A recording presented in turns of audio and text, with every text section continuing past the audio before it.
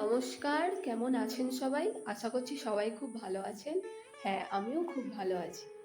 আজ আপনাদের সাথে শেয়ার করব চালের নাড়ুর রেসিপি। অনেক দিন ধরে মায়ের কাছে আবদার করে করে ফাইনালি আজকে মা রাজি হলো চালের নাড়ু বানানোর জন্য।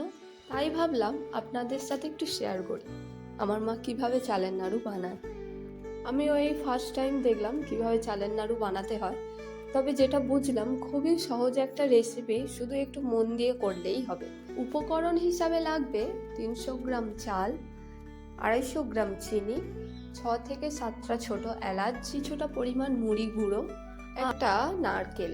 প্রথমে চালটাকে 2 ঘন্টার জন্য ভিজিয়ে রেখেছিল।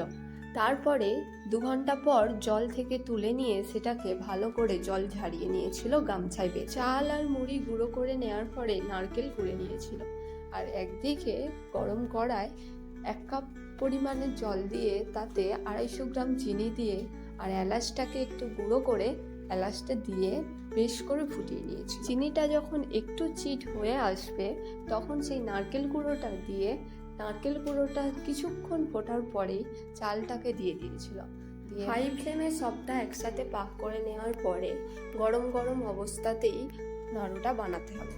তাই একটা পাত্রে ঢেলে নিয়ে গরম গরম অবস্থাতে নাড়ু বানাতে হবে, আর সঙ্গে সঙ্গে মুড়ির গুঁড়োতে দিয়ে দিতে হবে, কারণ নাড়ুটা মুড়ির গুঁড়োতেই টানবে। আর আমি আর আমার দিদি এই নাড়ু খেতে তো খুবই পছন্দ করি। তোমরা যদি কোনোদিন বানিয়ে খাও তাহলে অবশ্যই আমার কমেন্টে এসে লিখে যেও কেমন খেতে।